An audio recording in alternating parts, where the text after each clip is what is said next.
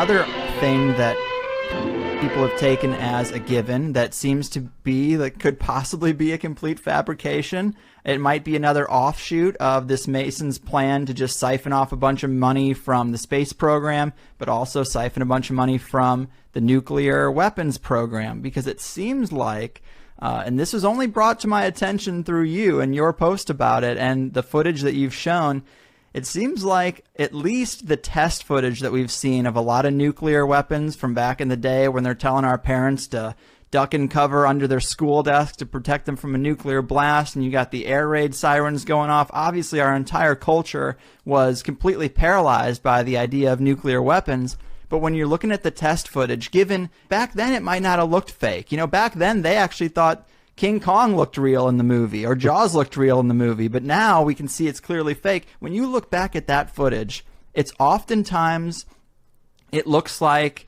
the scale of, say, a subdivision where you're in an empty lot across the street aiming a camera at a farmhouse on the other side of the street, a lot over, and then the blast hits and the farmhouse just gets destroyed. The house just gets ripped apart. But what happened to the camera? You know, who's filming that? The camera is only a couple 100 feet away from that. And in some videos, man, this is the most compelling, is the blast comes from behind the camera. What the hell is that? The blast comes from behind the camera and the house gets blown away out into the background of the shot. And you're like, what kind of camera in that day and age could survive that blast, but an entire building can't? I mean, it seems way out there. You've changed my mind on a little of this. You dipped my needle further into the fringe for sure.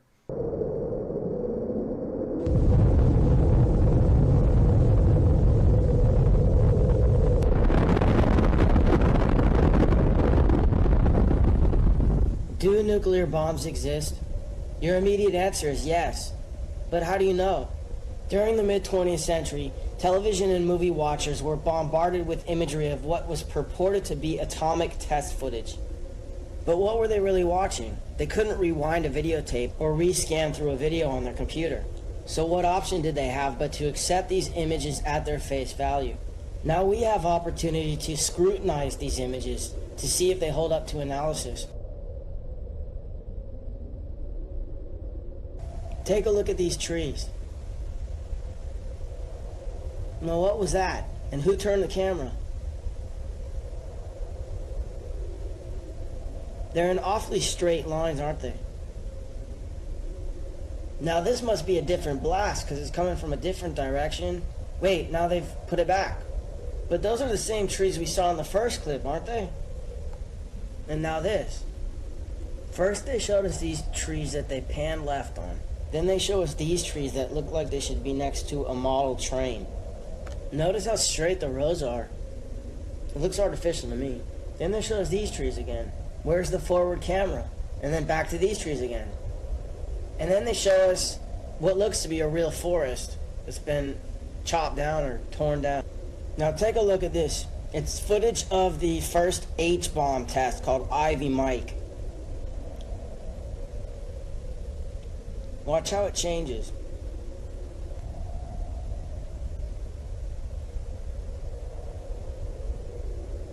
That's a composite. Then it morphs into this. It looks like a completely separate explosion. Now take a look at the frame before the explosion and then the one after. These frames were cut together. Why? Then this frame was cut to this, which looks like the sun to me. It looks like they're zooming in on the sun. Maybe a composite because the clouds aren't moving. Then they introduced some sort of liquid. It looks like a laboratory concoction in composite with the sun. Next is Operation Dominic Fireballs in the Yukon. What does that look like to you? Watch it again. It's the sun. Now here's Operation Greenhouse. These guys are getting all ready to see what looks to be the sun again. The sun seems to start to expand. Maybe it's being zoomed in on. They worship the sun after all, Lucifer. So why wouldn't they use him as their greatest weapon?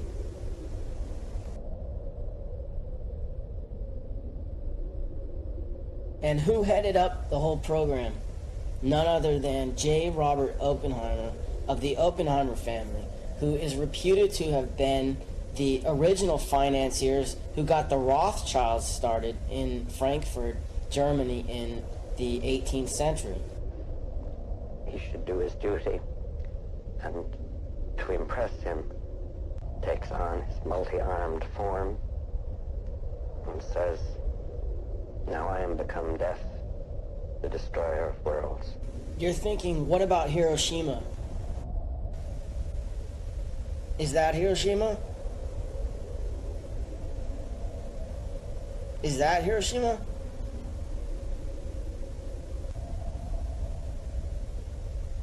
That looks like Hiroshima, but it looks like it's been carpet bombed. Check out this image of Rotterdam.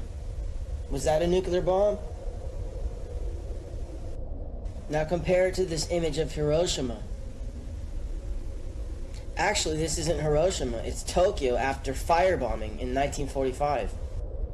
If you accept that FDR might have had foreknowledge of the bombing at Pearl Harbor, maybe you might want to leave room for the possibility that his propaganda machine might have created the myth of atomic bombs. There's no question that the powers that be have ballistics with tremendous explosive capacity. But this shot, for example, could easily be high-volume dynamite. And what are we looking at here?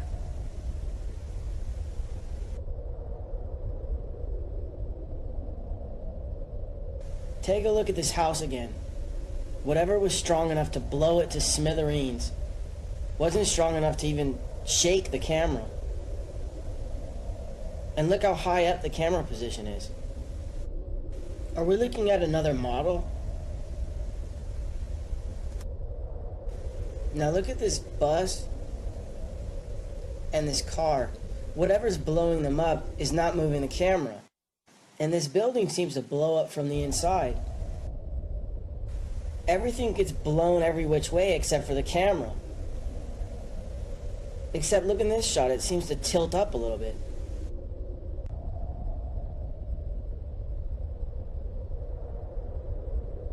Now this is one of my favorites. Watch the two guys behind the glass. Who's filming them? Isn't he being exposed to all that rocket fuel? Anyways, I'm not trying to convince anyone of anything. If you're hell-bent on believing that they can blow up the world at the push of a button, then go ahead. But next time you hear a politician justifying the invasion of a country based on the fact that they supposedly have weapons of mass destruction, realize that they're not only lying about the other country supposedly possessing weapons of mass destruction, they also may be lying about the very existence of weapons of mass destruction. Do North Korea have nukes? Are the Iranians still trying to build a nuclear bomb? Are we perpetually on the brink of thermonuclear war? The governments and the elites that control them have such a history of lying to the public, can we not assume we are not being told the truth? From the Titanic to 9/11, the public have been fed one pantomime after another. Can we not be forgiven for questioning nuclear weapons, perhaps their tallest of tales?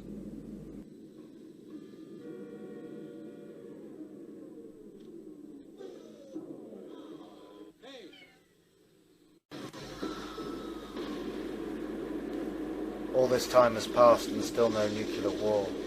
This is excused with the notion of mutually assured destruction, the idea that all supposedly nuclear-armed nations fear their own nuclear destruction too much to try to destroy another, and so we live in perpetual nuclear peace in a world of continuous conventional war.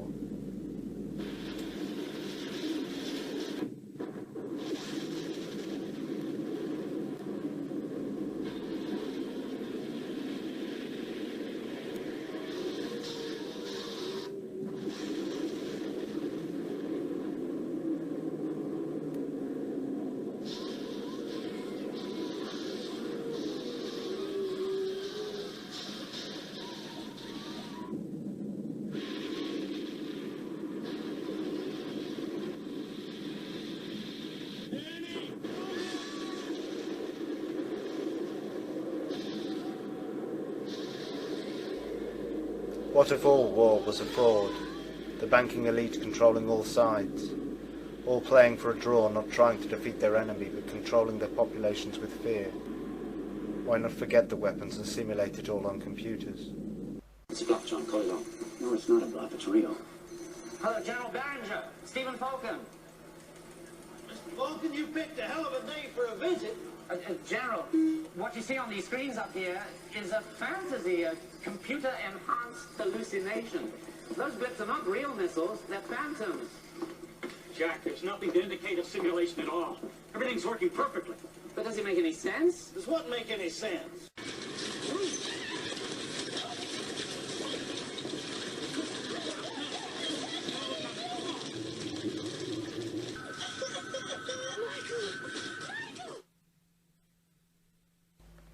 Wouldn't it be cheaper and easier to pretend? Why spend all that money on weapons you know you're never going to use? When convincing your enemy or your public you've got them achieves the same ends.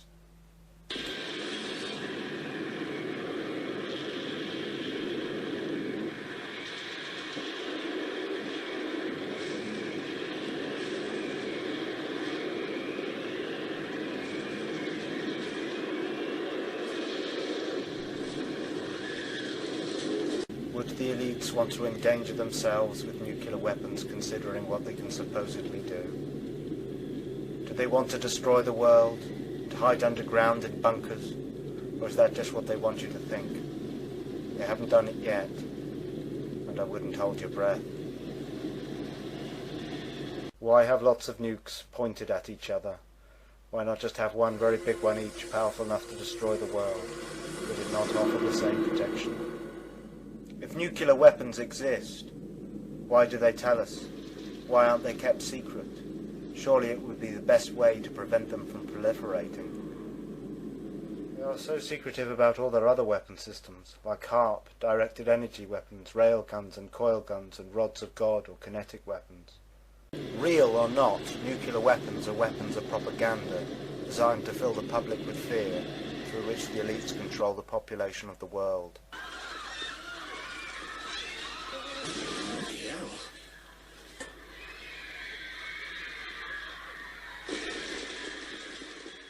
Is this a game, or is it real?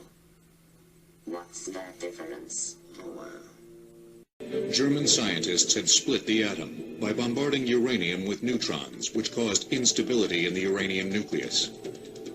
During this split, mass was lost and was converted into kinetic energy. They had discovered fission, and with it opened a Pandora's box. If each of those neutrons goes into another uranium nucleus and causes fission, then the first fission has led to more than 2 fissions in the next generation, and you can see that each successive generation has many more neutrons, and this causes an explosive chain reaction. If 2 masses of highly fissionable uranium in the form of a sphere and a plug could be brought together with sufficient speed inside a bomb, an exponentially increasing chain reaction with explosive force would result. It was known that the nucleus of one form of uranium, isotope 235, would split when it absorbed a neutron. When this happened, energy was released and more neutrons were created that struck and split other nuclei. When it happens continuously, it's known as a chain reaction. No one knew at the start how much fissionable material was needed to support an explosive chain reaction. That volume would be known as the critical mass. Another element, only discovered in late 1941 by Berkeley nuclear chemist Glenn Seaborg, also had the properties to explode in a chain reaction. And we immediately saw no one's mind was on anything but how can this be used for war? It gradually became clear. It's quite possible to make an explosion from this. It was this concern that led refugee German physicist Leo Szilard to reveal that possibility to the U.S. government. Together with Albert Einstein and Edward Teller, he composed a letter to President Franklin Roosevelt. It told of a terrible possibility. Germany had the talent and the knowledge to research and develop an atomic weapon. Delivering the letter to Roosevelt on their behalf was economist Alexander Sachs, a friend of Szilard and economic advisor to the president. Let's take a look at this letter. It may become possible to set up a nuclear chain reaction in a large mass of uranium. This new phenomenon would also lead to the construction of bombs, and it is conceivable, though much less certain, that extremely powerful bombs of a new type may thus be constructed. However, such bombs might very well prove to be too heavy for transportation by air. Major General Leslie R. Groves, the man responsible for the Pentagon, was placed in charge of the project. The project was massive, to design and build a device that existed only in theory from material that didn't exist in any quantity under unprecedented secrecy. Fermi tackled the first obstacle to the bomb, the question of whether or not a sustained chain reaction could be induced in a uranium reactor. Without the successively doubling power of the chain reaction, a bomb would be an impossibility. Fermi was one of the few scientists who was talented both in theory and in practice. He loved getting his hands dirty. Leo Szilard was the antithesis of Enrico Fermi. Szilard usually slept late. He soaked in the bathtub to get fresh ideas. While in the bathtub, Szilard remained focused on the competition, the German bomb effort. He convinced scientists in the U.S., whose community thrived on openness, to censor their own papers, so that they would not inadvertently help the Germans. This would also facilitate the hoax. The nuclear bomb hoax thrives on secrecy, and in fact, one of its main purposes is to create an apparent need for extreme secrecy within the government and the industrial military complex. One of the main purposes for the creation of the myth of nuclear weapons is the rise of the secret services. Nuclear weapons provide a perfect excuse for governments to keep secrets and tell lies to their populations. As a result of the nuclear weapon myth, the population demand it. Without nuclear weapons, there is little or no justification for keeping secrets and telling lies to the population, or for the organizations charged with that task. But sometimes we forget that security violations can be dangerous business too. If classified information about this test mission fell into enemy hands, the consequences could be disastrous to all of us, individually and collectively as a nation. Security is only common sense. Don't take chances. Avoid loose talk. Safeguard classified information. Report security violations at once. Prompt action may prevent a minor incident from developing into a serious one. Avoid writing about classified material in letters home. Be sure you're secure. Don't be careless. I hate a careless man.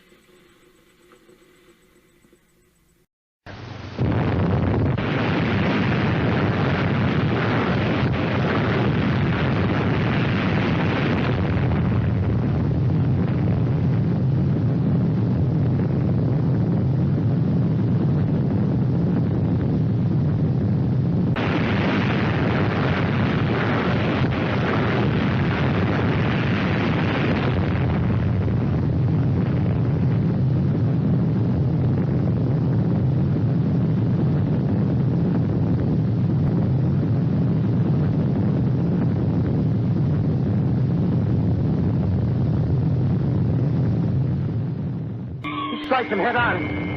Lord, there's plenty of the place. The whole field's flooded by the wood that supplies the gas tanks for the automobiles spreading everywhere. Coming this way now, about 20 yards to my right. Ladies and gentlemen, due to circumstances beyond our control, we are unable to continue the broadcast from Grover's Mill. On August 14th, the Japanese government decides to accept the distasteful allied terms of unconditional surrender. Atomic warfare has made further resistance futile.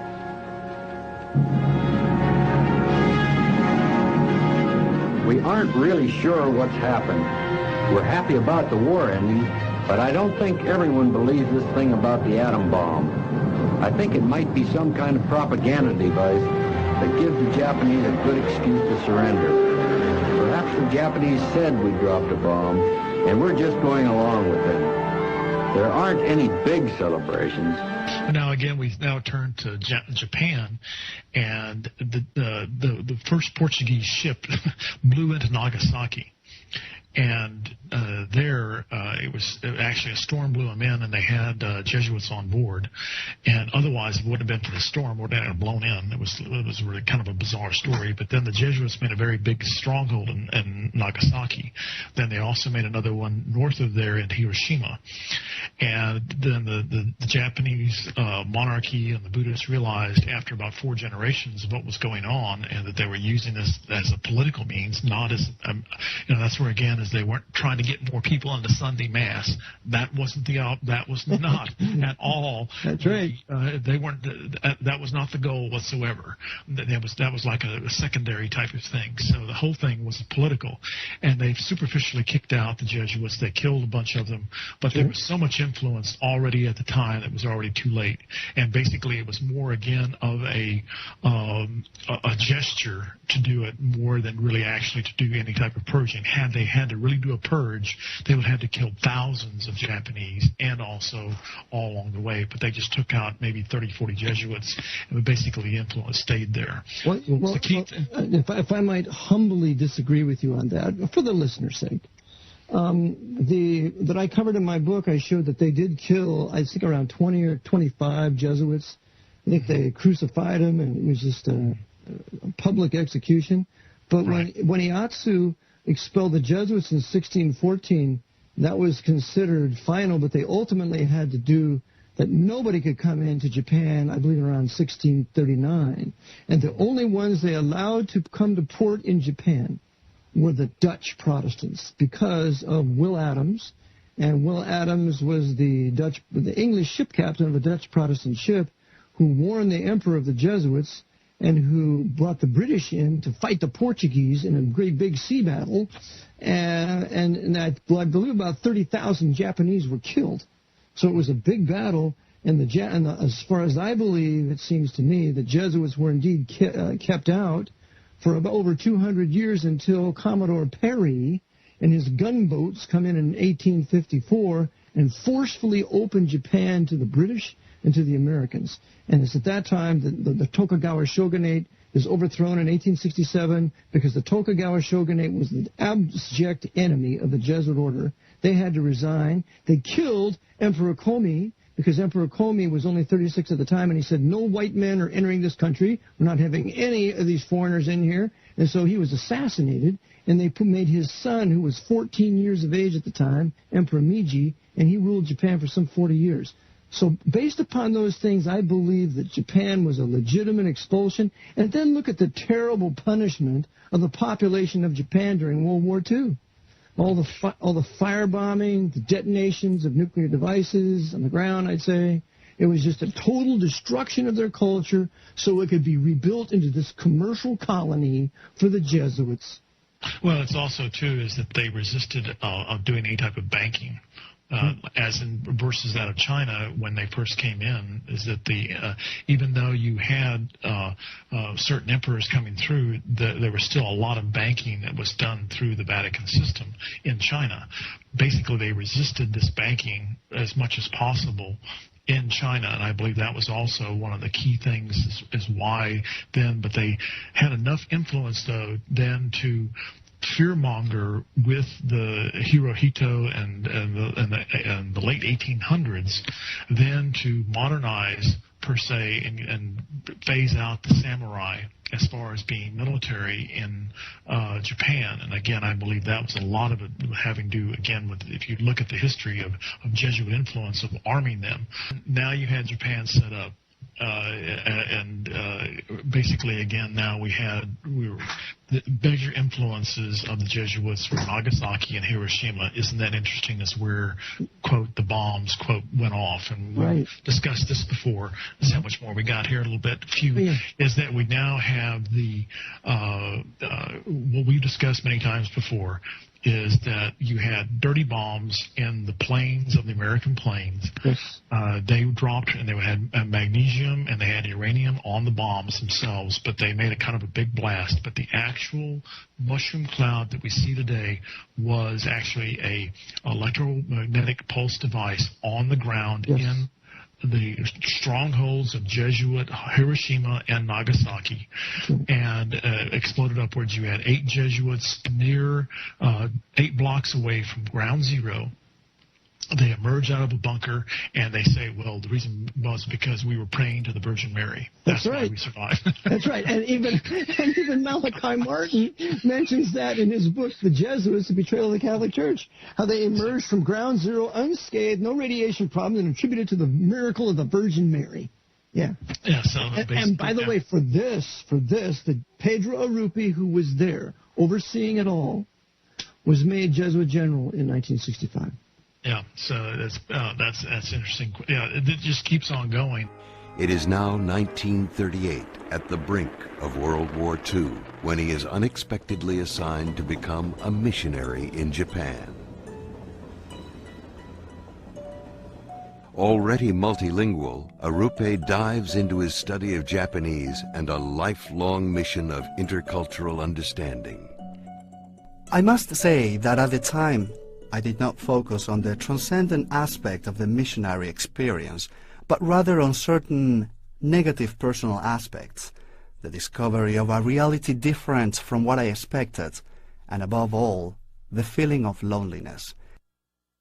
And I experienced an even greater loneliness when I went to Ubi, 21 hours by train from Tokyo, for my first mission assignment, although I spoke Japanese only very poorly. Another important personal event was my imprisonment for 1 month in Yamaguchi. Japan was at war and I was suspected of espionage. I spent days and nights in the December cold, entirely alone.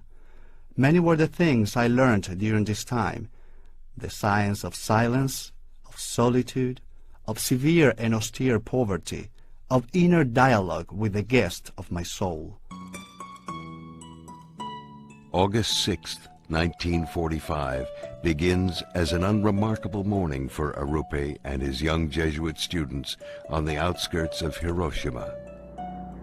The hum of an approaching airplane does not seem particularly threatening. They're used to hearing armadas of bombers overhead. Today, there is no siren to raise the level of fear.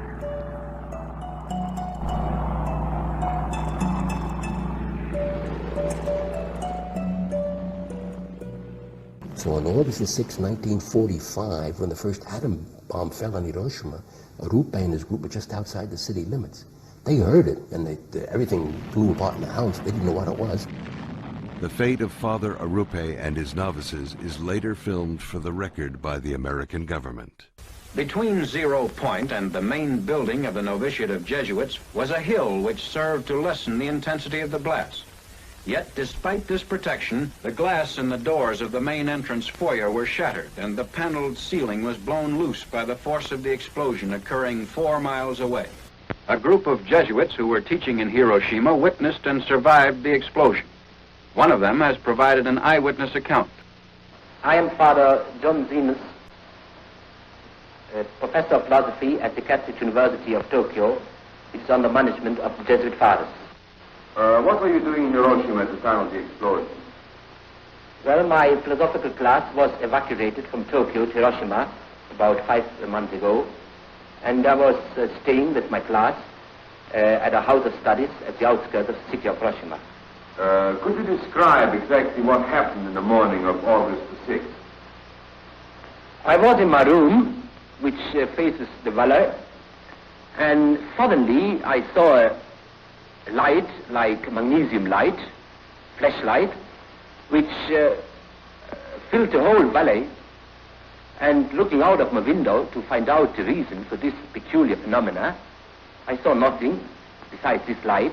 And turning from the window to the door of my room, I heard a crash. It may have been 10 seconds after seeing the light, the flashlight. And immediately I was covered with splinters of the window frames and glass sticking into the walls and actually in my flesh itself. After a while, we saw a procession of people coming from the outskirts of the city up the valley. many of them, most of them, were wounded, especially the part of the body which were not covered by clothes, like hands, feet, back. They came up to our house, and we did what we could, but there were no possibility to give much of aid.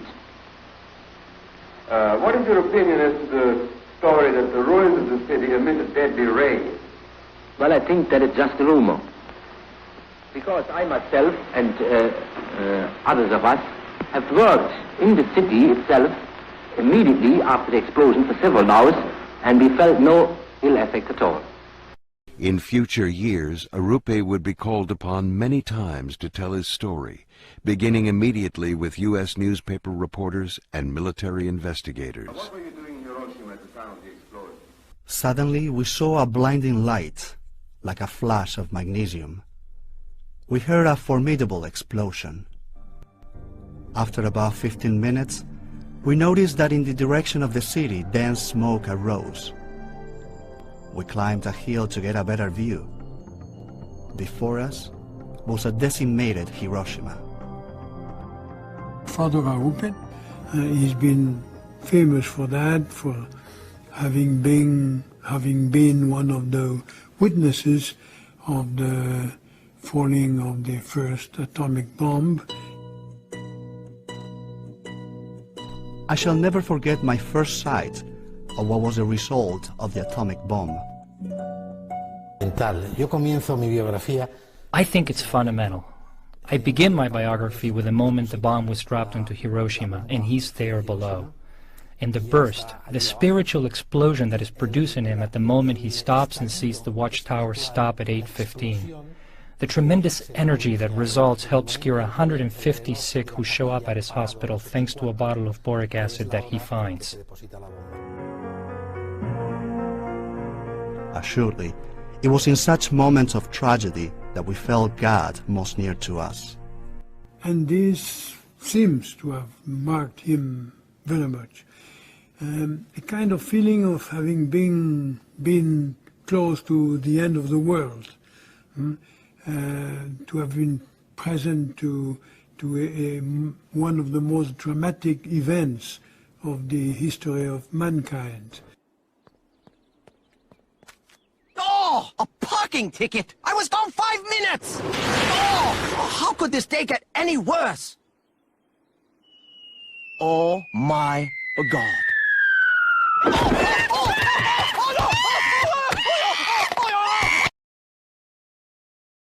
Another thing that people have taken as a given that seems to be, that could possibly be a complete fabrication. It might be another offshoot of this Mason's plan to just siphon off a bunch of money from the space program, but also siphon a bunch of money from the nuclear weapons program, because it seems like, and this was only brought to my attention through you and your post about it and the footage that you've shown, it seems like at least the test footage that we've seen of a lot of nuclear weapons from back in the day when they're telling our parents to duck and cover under their school desk to protect them from a nuclear blast, and you got the air raid sirens going off. Obviously, our entire culture was completely paralyzed by the idea of nuclear weapons. But when you're looking at the test footage, given back then it might not have looked fake. You know, back then they actually thought King Kong looked real in the movie, or Jaws looked real in the movie, but now we can see it's clearly fake. When you look back at that footage, it's oftentimes, it looks like the scale of, say, a subdivision where you're in an empty lot across the street aiming a camera at a farmhouse on the other side of the street, a lot over, and then the blast hits and the farmhouse just gets destroyed. The house just gets ripped apart. But what happened to the camera? You know, who's filming that? The camera is only a couple 100 feet away from that. And in some videos, man, this is the most compelling, is the blast comes from behind the camera. What the hell is that? The blast comes from behind the camera and the house gets blown away out into the background of the shot. And you're like, what kind of camera in that day and age could survive that blast, but an entire building can't? I mean, it seems way out there. You've changed my mind on a little of this. You dipped my needle further into the fringe for sure. Yeah. So it's just another way to get us scared into giving them more money. So we're giving them hundreds of billions of dollars in this space race that America and Russia were doing, and they also did the Cold War, so they scared us into this nuclear scare and then stole a bunch more money to build fake nuclear weapons. And so yeah, nuclear weapons don't exist as such. The tests that you've seen, the very early ones like you were talking about, are clearly fake, just done on models. Some of the later tests were done using stacked dynamite. You just get a shitload of dynamite and blow it all up, and it makes the mushroom cloud, does the whole thing.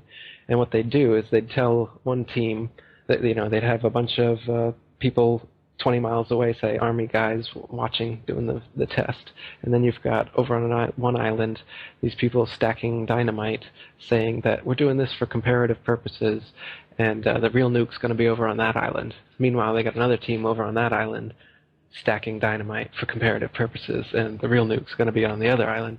So they even have military men stacking dynamite that they know is being used for these supposed nuclear explosions, but they believe that they've seen a real nuke, even though they tell them to cover your eyes and put your head in your laps as it happens. You don't see anything until the smoke clears afterwards. But yeah, a lot of military men will swear, you know, up and down that nukes must exist because they were there at some of those tests, and it's just dynamite. They do it beneath water by stacking dynamite in submarines, and you can do it up in the air as well. The Hiroshima and Nagasaki nukes, you can see that they're clearly two superimposed explosions, one on top of each other. There's two smoke plumes made to look like they're one. I actually used this technique several times. If you look at this nuke footage, there's if you go to my website, Nuclear Weapons Do Not Exist, you'll see these 3 documentaries that expose the thing completely. And so not only do so for instance, in Hiroshima and Nagasaki, what happened is that they were firebombed. So the cities were leveled just like Tokyo was firebombed, and the damage is comparable. But they claim that it all happened from one blast. But this is clearly not true, because flowers and plants started growing within a month, and they say nuclear radiation would exist for hundreds, thousands of years and would cause birth defects and everything. But nowadays, Hiroshima's a bustling city. Everyone's living there. Everything's growing there. Radiation's not a problem.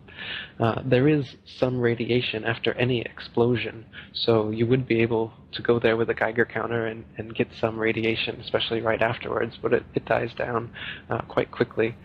And nuclear power, one of the most prominent nuclear physicists in America, he's dead now, Galen Winsor. He was involved in setting up most of the nuclear power plants in America. And he went all over America for years giving this lecture about how nuclear power is just the most expensive and effective way to boil water. And they're essentially steam plants, and that's all it is. The nuclear component that supposedly causes all this radioactive waste that needs to be, hazmat dealt with, and they drill holes into bedrock and put the nuclear waste deep under the earth, and they've got all these crazy regulations. He says, when we were first working with nuclear material, uranium, plutonium, we held it in our hands, and if some of it got hot, we'd throw it in the water, and that was it. No problem. He said, I would bathe, I would swim in the pool there that we would throw the radiated metals into, no problem. People thought he was crazy. He started drinking a glass of water from it every day, no problems. And then in his lecture, he started eating radioactive waste. So you can see on YouTube, type in Galen Winsor, and he'll take out a Geiger counter, show you some radioactive material. He'll take it out of a tube, and they'll say, I've just caused an EPA, if the EPA was in here, we'd have to clear out this whole area for half a mile, and people would have to come in with hazmat suits, blah, blah, and then he puts it back in the tube, and there's some left over on his hand. So then he licks his hand, shows the waste on his tongue, swallows it, and says, I've been doing this for years.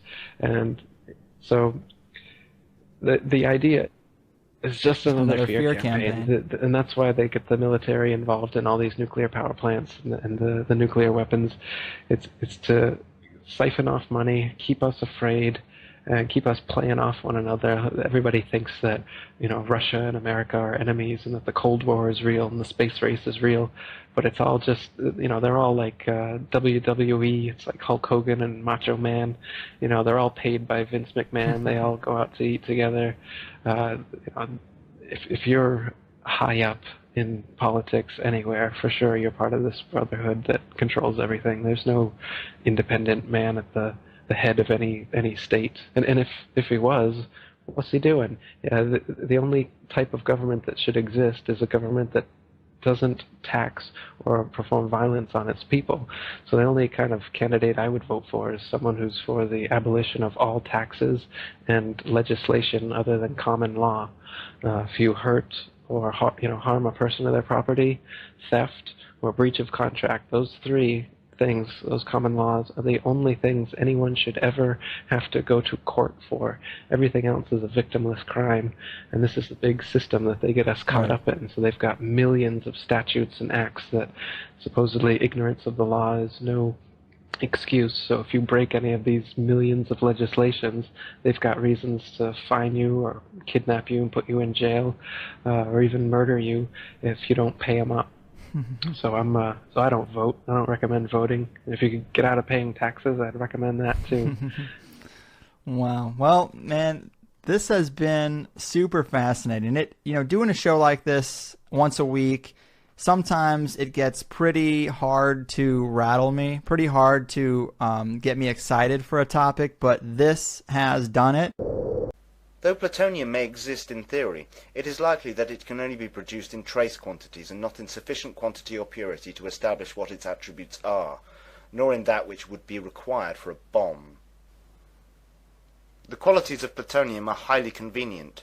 Not only is it highly fissionable, but also castable and machinable. These qualities were improved by alloying plutonium with gallium, though other elements were tried. Gallium also supposedly lowers the susceptibility of plutonium to corrosion. The isotope we produced was plutonium-238, produced by the deuteron bombardment of uranium. Then a month later, joined by Emilio Segre, we identified in this room the isotope of importance, plutonium-239, and isolated it so that it could be have its fission properties measured at the 37-inch cyclotron. But Hanford depended as much on chemical separation as it did on the reactors. The chemistry was Glenn Seaborg's, massively scaled up from his University of Chicago team's ultra-microchemical work. We had been working with what you call tracer amounts, invisible amounts detected by its radioactivity. But we couldn't deduce the chemical properties with certainty that way. We needed to work with actual ponderable, weighable amounts. And that's why we produced weighable amounts of plutonium in this way. This meant that we had to work, I say we, are the chemists working with me, on what they call an ultra-microchemical scale. Scientists and dignitaries awaited the detonation of the first atomic bomb in a desolate area of the New Mexico desert, known aptly as Jornada del Muerto, or Journey of Death. They had taken bets on how much power their creation might unleash, but many wondered whether the weapon would work at all. But as the test date drew closer, there was a nagging uncertainty about whether the bomb would actually work at all. 5, 4, 3, 2, 1...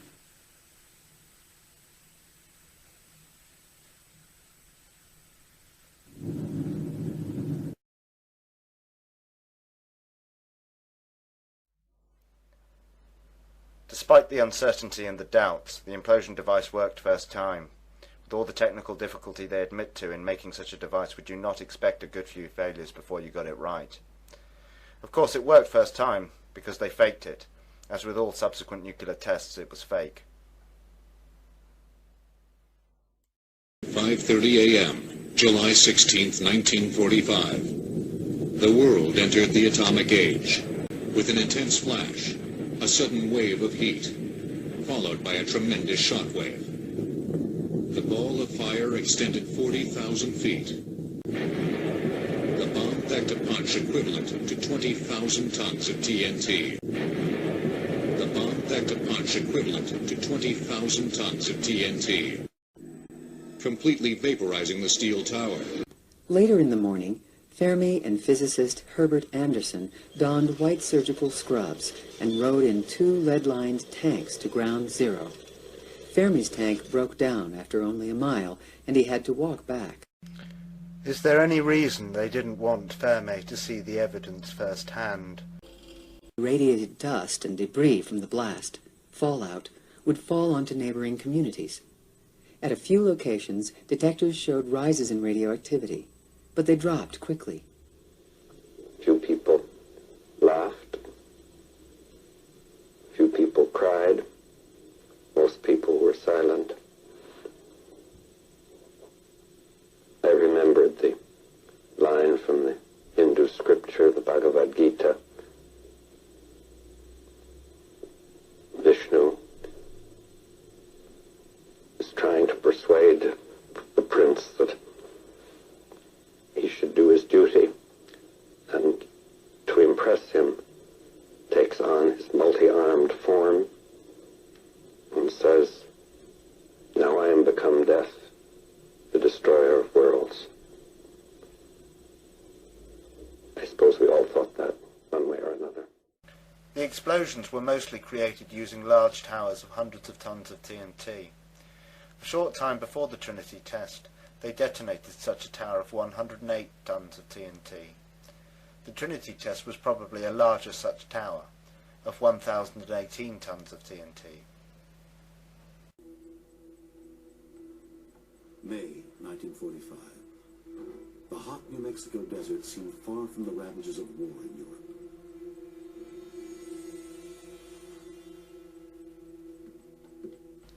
The trick relies on encouraging people to believe a big explosion is a massive one.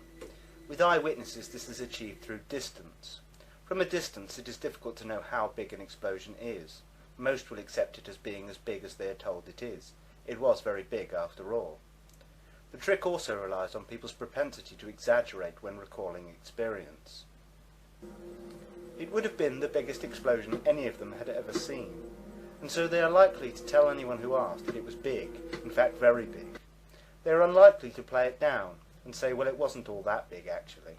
For many of them it would have been the most interesting thing that had ever happened in their lives, and so they would tend to big it up. In order to accurately calibrate the instrumentation for the test, another test, one using only high explosives, was needed. A dress rehearsal of 100 tons of TNT was planned for. Hundreds of crates of high explosives were stacked on the platform of a 20-foot tower. Tubes of low-level nuclear material were scattered throughout the explosives to simulate the radioactive products of a nuclear blast. Everything was set to a scale to match the expected effects of the nuclear test shot. On May 7th, the high explosive was detonated.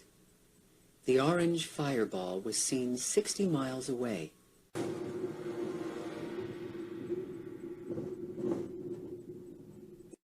How big is this explosion? How big you perceive it to be depends very much on how far you think it is away and what you have to compare it to. The myth of the blinding light that supposedly makes nuclear bombs distinct from conventional ones is achieved using floodlighting and possibly mirrors, and possibly through the burning of elements such as magnesium within the explosion itself. It is often illustrated to the public with shots of extreme shadowing, which can easily be created in a studio.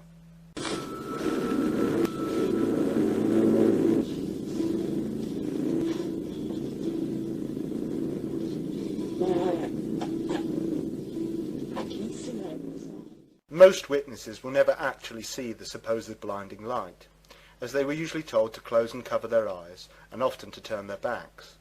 Often the illusion was reinforced with protective goggles and clothing. The footage is generally put together using footage of smaller explosions, without anything in shot to provide size comparison, mixed with footage of the sun, sunsets, and clouds filmed using time-lapse photography.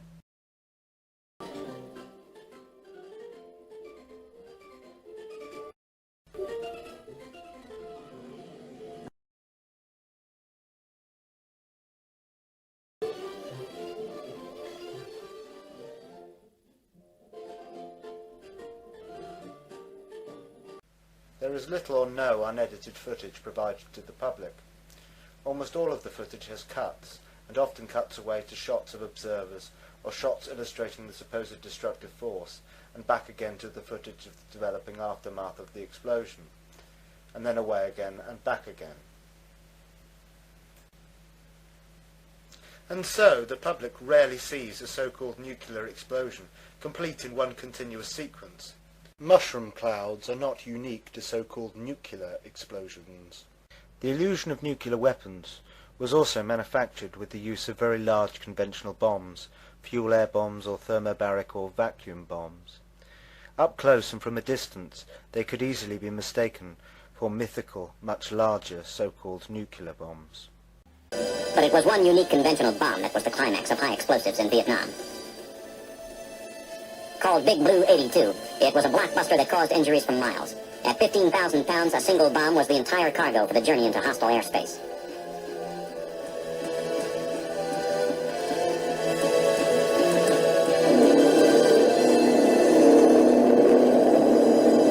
Delivered from the hold of a C-130 cargo plane, the bomb was slowed by a parachute and drifted to its target.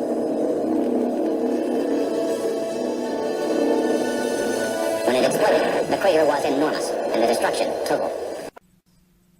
Russian military has announced the testing of a vacuum explosive device that unleashes a shockwave with the power of a nuclear weapon, according to Russian scientists.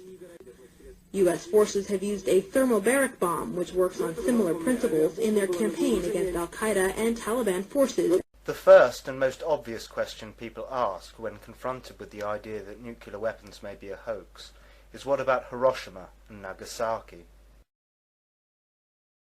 While the scientists at Trinity Site waited for the test in the New Mexico desert, the primary components of the gun-type uranium weapon were being hoisted aboard the cruiser Indianapolis. The ship set sail for the Pacific island of Tinian in the Marianas. A few weeks later, on August 6, 1945, a B-29 named Enola Gay took off in the early morning hours. Just after 8 a.m., it dropped the weapon named Little Boy, which exploded approximately 1,000 feet over the Japanese city of Hiroshima. Boom! The uranium gun weapon, or Little Boy bomb, was a simple design, and scientists were confident it would work without testing. Designers considered a test prior to combat use unnecessary and impossible, since there was only enough U-235 for one bomb. And so Little Boy goes into combat as an untested weapon.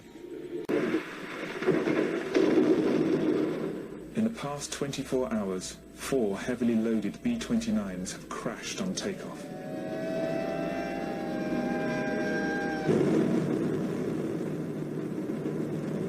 Parsons' greatest nightmare is the catastrophic consequences of a similar crash, this time with a fully armed atomic bomb on board.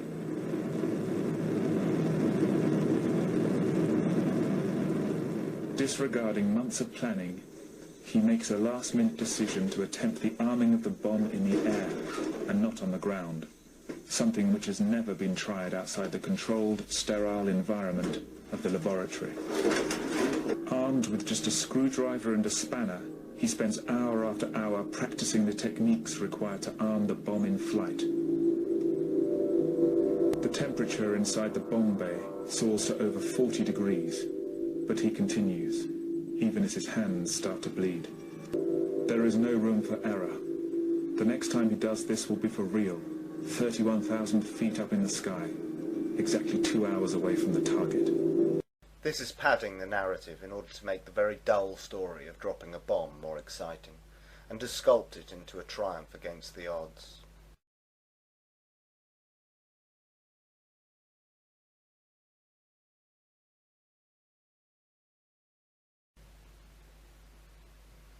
The footage of the mushroom cloud over Hiroshima appears to be 2 plumes of smoke filmed in such a way as to make it look like one larger plume of smoke.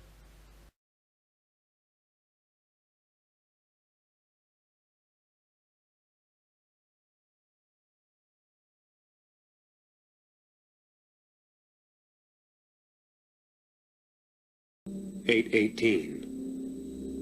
My God, what have we done?"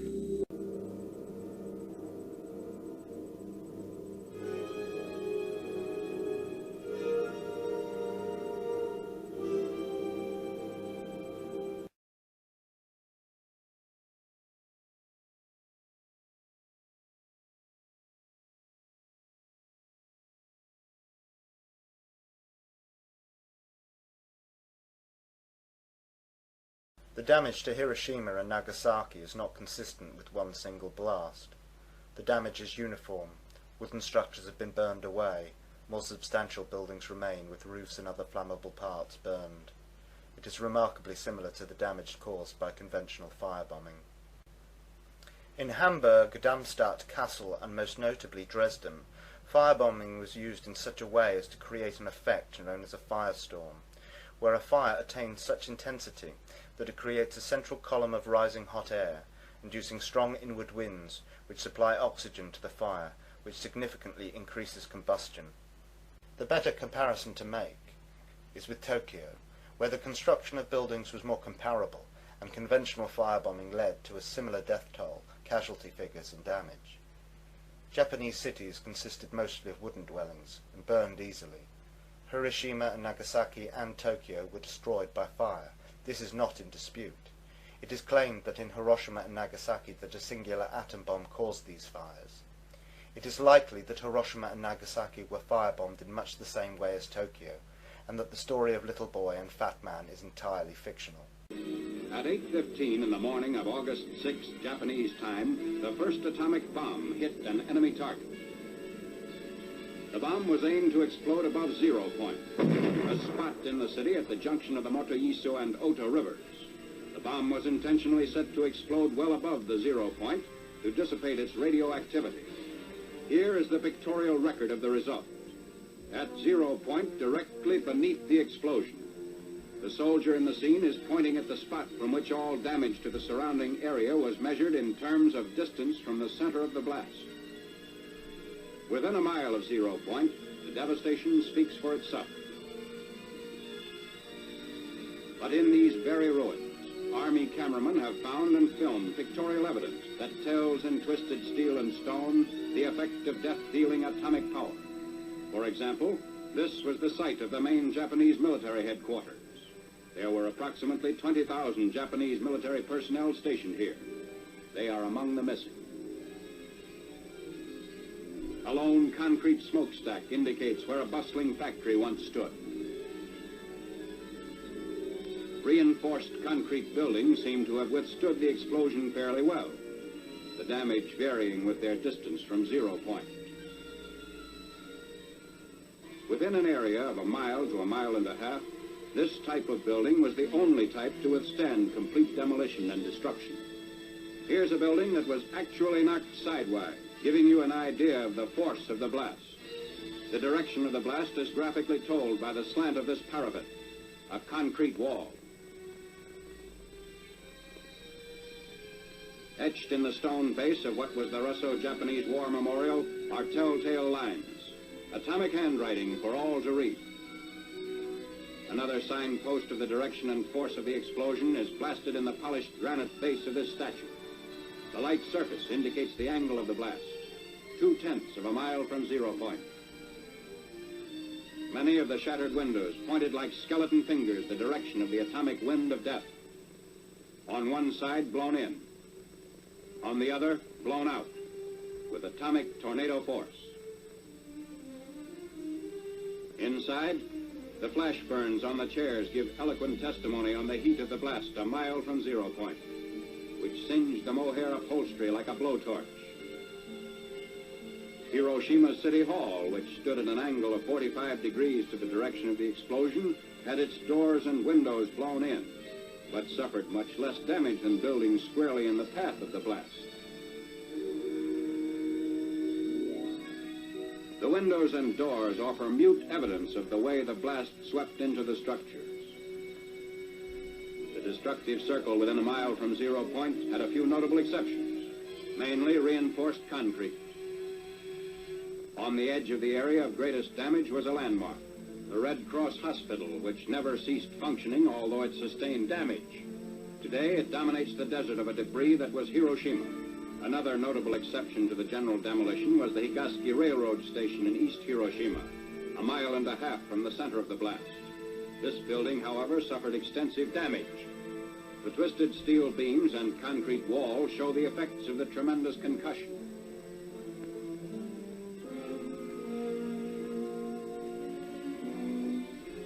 What's left of the Commercial Museum, within 0.2 of a mile of 0 point also gives indication of the tremendous push of the explosion.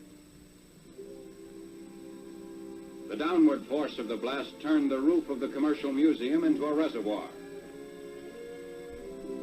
Amazingly enough, bridges did not suffer too badly at Hiroshima.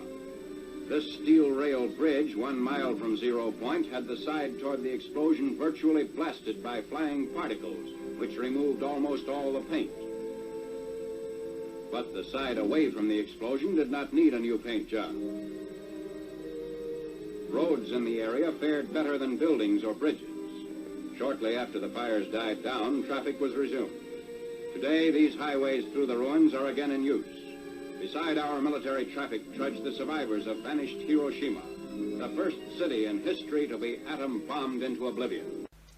It would be easy to ensure the bomber crews responsible for the firebombing of Hiroshima and Nagasaki didn't survive the war.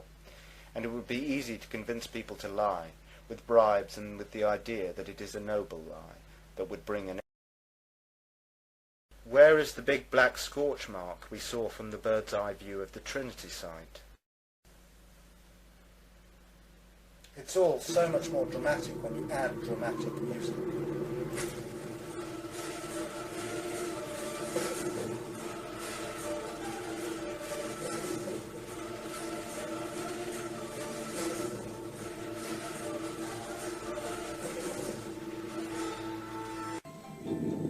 Although Trinity had been a success, questions remained about Fat Man.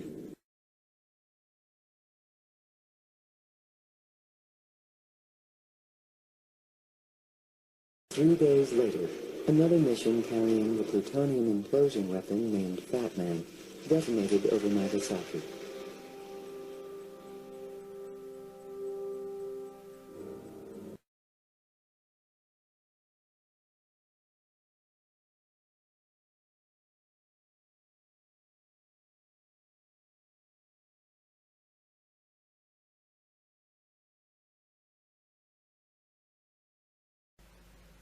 Cue the dramatic music.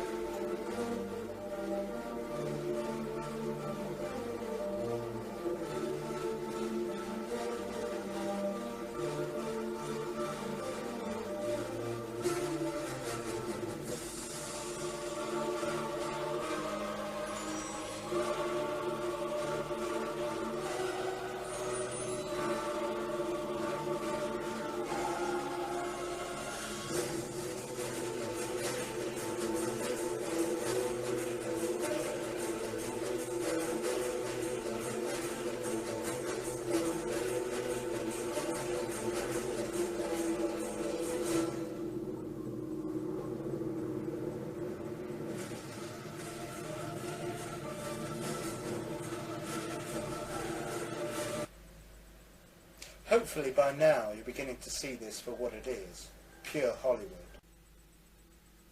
The uranium gun weapon, or little boy bomb, was detonated over Hiroshima at an altitude of 1,800 feet, the height to achieve maximum blast effect. 3 days later, the Fat Man implosion bomb was detonated over Nagasaki.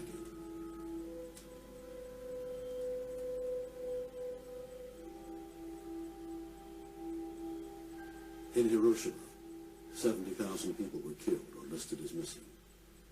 Of its 90,000 buildings, over 60,000 were demolished. The implosion bomb, dropped on Nagasaki, took the lives of 42,000 people and injured 40,000 more. It destroyed 39% of all the buildings in the city. With a yield of 20 kilotons, similar to that of Trinity, this weapon will be considered a nominal atomic bomb and provide a blueprint for all future nuclear weapons. These skulls in the foreground are very illustrative. Throw in a nice emotive baby playing in the rubble. Burn victims are in no way evidence of nuclear detonation. Standard heat will cause burns. Burn victims are indicative of firebombing.